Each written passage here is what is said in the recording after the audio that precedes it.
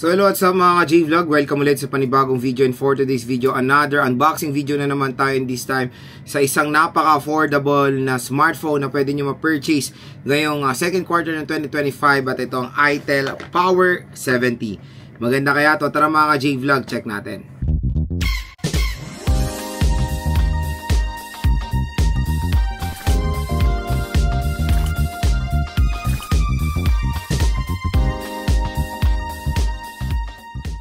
So shoutout sa mga nakanood ng ating first impression dito sa itel Power 70, at ito na nga yung promise natin, i-unbox, review, game test natin itong itel Power 70.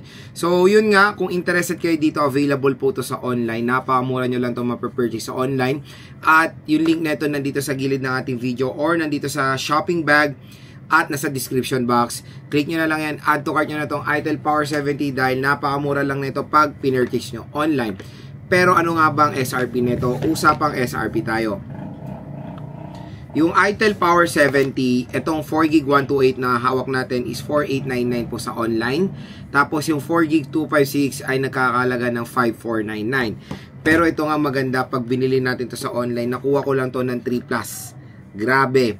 Tapos meron pang free charging case. Ito yung free charging case niya. I think talagang kasama to pag bibili kayo anywhere ng itel Power 70, dahil ito yung minamarket ni itel when it comes ito sa smartphone na to. A total of 10,000 mAh battery power ang mapoprovide ng itel Power 70. Dahil ito po ay 6K battery, tapos plus 4,000 mAh battery capacity yung charging case niya. So again mga ka-J-Vlog, pag bibili nyo to sa online, medyo misleading din yung posting doon, lalo na kung excited kayo bumili ng itel Power 70. Ako kasi nung una ko to tinignan, nakita ko agad doon sa posting 10,000 mAh. After nung isang sentence, nandoon po dinivide yung 10K, 6,000 mAh doon sa smartphone, plus 4,000 mAh sa charging case. So a total of 10,000 mAh. So medyo ganyan talaga ang kanilang posting. Lalo na rin dito sa box yung RAM.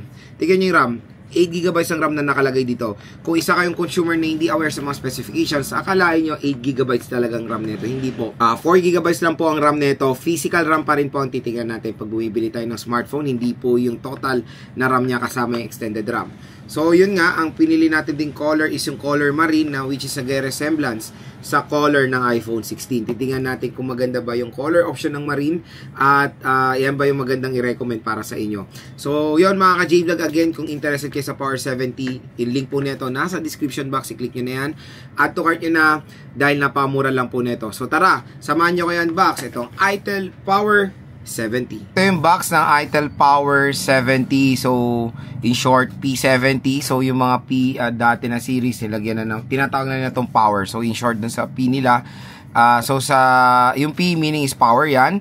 So P70, 6,000 mAh na removable battery. So ito yung medyo misleading sa pagbibili nyo itong itel Power 70, lalo na sa online. Nakalagay doon is 10,000 mAh.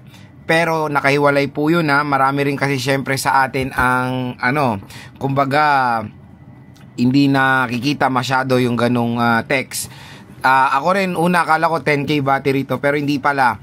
6K plus 4K na charging case. So a total of 10,000 mAh battery. So medyo merong magandang, so medyo yung marketing strategy nila doon, At kaya dito sa ating video, yung cellphone lang po is 6,000 mAh lang yan, para clear tayo dyan.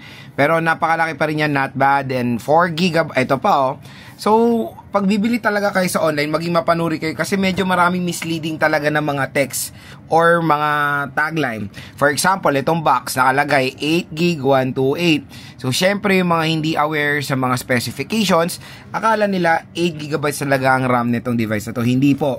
Ito lang ang totoong RAM niyan, 4GB of RAM. Syempre sa smartphone, titingnan pa rin natin yung original na RAM nito or yung mismong physical RAM. Yung 4GB of extended RAM, po yan kinukuha lang yan sa storage mismo. So yung physical RAM itself mismo ang titingnan natin. So 4GB lang to, and 128GB of internal storage. So meron siyang IP rating na 54. Sa likod, ito yung mga specifications niya. Meron tayong 6K battery, all-rounder durability, 6.67 inches sunlight display. Ayan. Medyo napunit na yung box na ito. So ano to inopen ko na to upon receiving. Kasi sa online natin ito binili at kung interested kayo, yung link nito nandito sa gilid ng ating video or nasa shopping bag natin dyan or nasa description box. Open muna natin ito, may na itong charging case. Color purple ito napili natin pero ang tawag nila dito is marine. So parang ginaya nila yung color ng iPhone 16. Ito yung iPhone 16 natin, no. So check natin kung nakuha nila yung color talaga. So ito na yung smartphone, Itel Power 70, very affordable lang. Tingnan natin yung content ng box. Okay, meron tayong Itel warranty. Nandito si BBC Eject Tool. Nandito si Maring si Maring Jelly Case. Medyo wow level up si Maring Jelly Case ngayon. Napakaganda meron pang bumper dyan Nandito si Paring Brick. Si Paring Brick ay let's see kung ilang watts to. 18 watts, nice. So mabilis din naman for a price tag na 3 to 4,000 pesos and a USB Type-C cable. So yun lang naman yung content ng box, very simple lang naman. Next dito tayo sa smartphone. So check na natin yung color niya in color marine. So in 3, 2, 1. Bam! So yun, purplish talaga siya, purple blue. So tingnan natin kung may resemblance ba sa iPhone 16. So ito yung iPhone 16. Ayan, medyo magkawi nga sila mga J-Vlog ng color. So binili ko tong iPhone 16 dahil sa color. At tingnan nyo naman, binili rin natin tong Itel Power 70, itong marine. So napaganda naman ng color na to. Mukha talaga siyang iPhone 16 when it comes sa color. And tingnan nyo tong text na to. Nakalagay dyan, Marathon Power. Na re-resemblance ko dito sa mga text na yan is yung Nothing Phone. Ganyan yung parang niya, diba? Yung text ng Nothing Phone. Meron tayo ditong dual rear camera setup. Ito po ay parang sensor lang Pag tinignan natin ng malapitan, meron siyang butas doon na maliit. Hindi po siya lente. Meron tayong flash. Polycarbonate back, matte finish. Napakaganda naman. Pati yung frame is matte finish din. Dito sa right side is yung power button and yung volume rocker. And fingerprint scanner to. Sa left side is yung SIM tray. Sa baba naman is a 3.5mm headphone jack. Microphone Type-C port at speaker grills. So yun nga, good news sa bibili nito, meron na po itong free screen protector out of the box. So open na natin si Itel Power 70.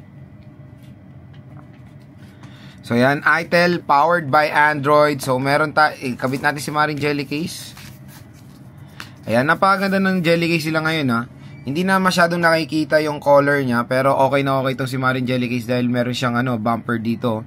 Ayan So setup ko muna to, balik ako kayo. So unbox muna rin natin itong nila.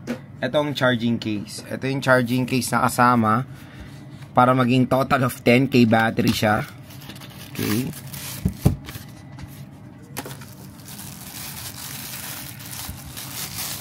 Ayan, so syempre magiging bulky pa yung device na to. So 4,000 mAh charging case.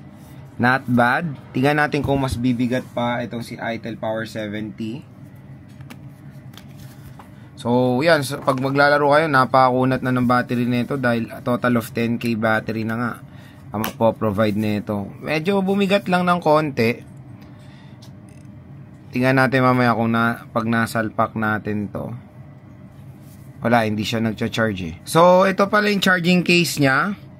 Kung makikita nyo, naging bulky pa yung smartphone. Medyo bumigat din siya. Siyempre, laki na ng battery niya. Pero pa rin given pa rin yung pagiging slim ng case. At hindi siya masyado nagko-contribute dun sa thickness ng smartphone. Ito lang talaga dito sa likod.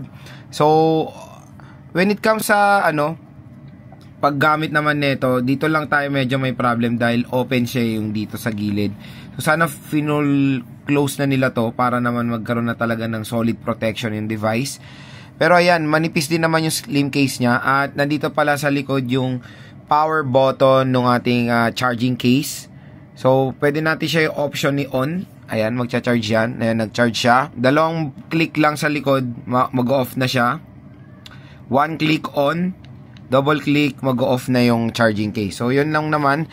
Maganda yan kung ayaw nyo gamitin yung charging case, hindi siya mag-automatic magcha-charge. Kung kailangan nyo lang ng power, on nyo lang. Ayan, magcha-charge na siya. Kung ayaw nyo naman, double click, naka-off na yung charger. So yan, open na natin ng ITEL Power 70 na setup na natin siya. Check natin yung about phone niya. So yan, MediaTek Helio G50, kaya naman pala medyo nafe-feel ko yung kabagalan ng device na to while opening pa lang ng apps. G50 ang chipset pala neto. So 128, 18GB ang nagamit niya. 6,000 mAh battery, HD Plus 720p resolution, naka Android 14, 4GB of RAM. So asahan nyo when it comes sa chipset nito, hindi po to for gaming kasi Helio G50 medyo pangit yung GPU niya, yung PowerVR A320, super duper outdated na chipset yan. Pero titingnan pa rin natin ito sa ating full review and of course sa ating game test. Let's check yung refresh rate niya. Meron siyang up to 120Hz screen refresh rate. So hindi siya naka-fix or naka-set sa fix sa 120Hz. So up to siya. Yun mga ka-J-Vlog, next naman is gusto ko i-share na sa inyo yung first impressions ko ngayong hawak na natin or na hands-on na natin itong ITEL Power 70. Number 1 sa display. Yung display niya is all goods naman. Malaki, to be honest. Ayan, ang laki po ng display niya. HD Plus 720p resolution is very normal naman sa ganito mga presyong smartphone na 3,000 to 5,000 pesos. Acceptable pa rin. Ang maganda dito, yung refresh rate niya is up to 120Hz. Again, up to po sinabi ko dahil hindi po siya totally na naka-fix or naka-set sa 120Hz. So, kung kailangan lang 120Hz, doon natin magagamit yan. Pero when it comes sa scrolling, okay naman siya. Pero malaking effect talaga mangyayari dito when it comes sa chipset niya. So, second is the chipset. The chipset is the MediaTek Helio G50. Medyo dito lang talaga ako nalungkot yung chipset niya. Ang ganda na eh. Malaki yung battery, sobrang tagal malobat, okay na okay yan, lalo na sa mga consumer na mahilig sa games. Pero tinernuhan nila ng medyo disappointing na chipset, yung MediaTek Helio G50. Kaya ako sinabing disappointing yan, unang-una dyan yung GPU. PowerVR A320, ilang beses ko nang nasaksi yan, yung GPU na yan, ilang beses ko nang natry yung GPU na yan sa mga iba't ibang brands ng smartphone. Year 2019, 2020, nakikita na natin ang PowerVR A320 sa MediaTek Helio P35. Hindi ko alam bakit ngayong 2025, meron pa rin po yung GPU na yan. So, nandito po yan sa ITEL Power 70. Sana Unisoc na lang nilagay nila, mas okay pa sana ang magiging performance nito. Yan again, hindi po to pwede sa mga gamers out there dyan. Pwede lang po to sa mga casual users. So sa mga natin, sa mga riders natin, perfect na perfect to dahil napaka kunat ng battery nitong ITEL Power 70. Na-experience, nagtaka na ako nung inopen ko pa lang. Medyo mabagal na rin yung pag-open ng apps. Tapos sinignan ko yung chipset, ay alam ko na, Helio G50 kaya naman pala. So yun, okay lang to for casual users. Next yung RAM at ROM, meron naman tayong plenty of storage na mo offer sa ITEL Power 70. So total of so meron siya 120GB of internal storage. Base model yan na 256 yung top of the line. So nakakatuwa, 256 lalo na pag bibili nyo sa online yung 4GB 256 and nakukuha nyo lang yan ng 4,000 plus. Grabe, 256GB sa halagang 4,000 plus. Napaka-solid po na offer yan ng ITEL Power 70. So, hindi tayo magreklamo sa RAM at ROM. Meron naman siyang plenty of storage. Yung RAM is, yun na talagang the best minimum na pwede natin makuha sa ganitong mga presyo ngayon. Next, yung kanyang camera. Nakita nyo yung camera nito, napakadami. Triple camera siya, kuno. Pero dual rear camera lang siya, kuno.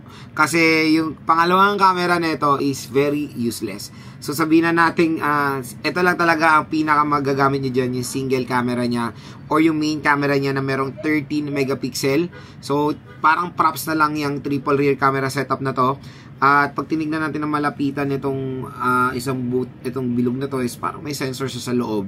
Meron siyang flash dito. So tingnan natin sa review yung camera nitong ITEL Power 70. Next mga J-Vlog sa design and aesthetic, napakaganda ng design.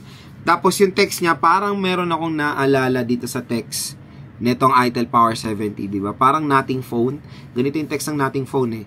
Tapos, yun nga yung charging case niya rin naman is hindi naman siya too bulky.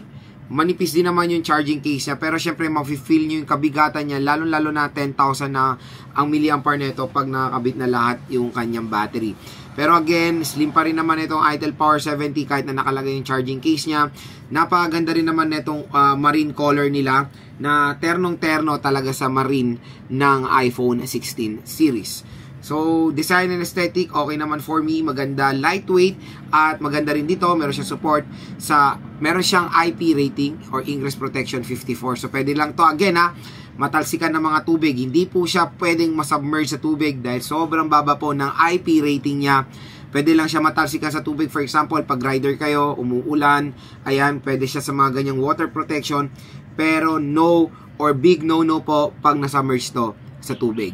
Tulad na ng mga ibang content creator na minamarket ang ingress protection 54 na nilulublob sa tubig, hindi po advisable yung ganon.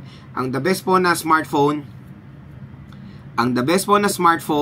na pwedeng malublob sa tubig is meron pong IP rating na 67, 68, and 69. At ang pinakalas mga ka-J-Vlog, syempre ito yung main feature ng ITEL Power 70 is of course the battery itself, 6,000 mAh na removable battery with 18 watt fast charging rate. So yun, okay naman ng 18 watts kasi yan na rin talaga yung minimum na mo offer. So sana tinaasan pa nila ng konti kasi lalo na 6K battery, 5K 18 watts, perfect na terno yan. So sana ginawa nilang 22.5 watts or 33 watts. Pero again, for a 33 watts na ganitong presyo, wala pa tayong gano'n nakikita eh.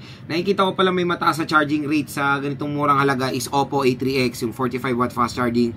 Pero kung possible naman kay ITEL, lalo-lalo na napakalaki ng mga battery na ma-offer nito, sana tinasan pa niya yung charging rate niya.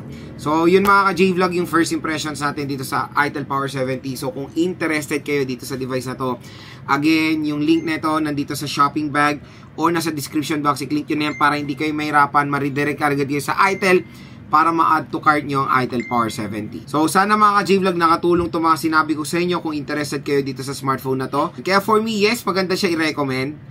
Pag casual user kayo, kung naghanap kayo ng napakakunat na battery, perfect nga to pang mga riders natin. Kasi napakakunat ng battery niya. Pwede siya for online business.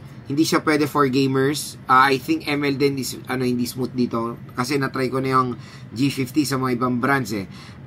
Kahit nga ML medyo nag-frame trap. Pero again, abangan nyo lang yung game test. Full review natin dito sa ITEL Power 70.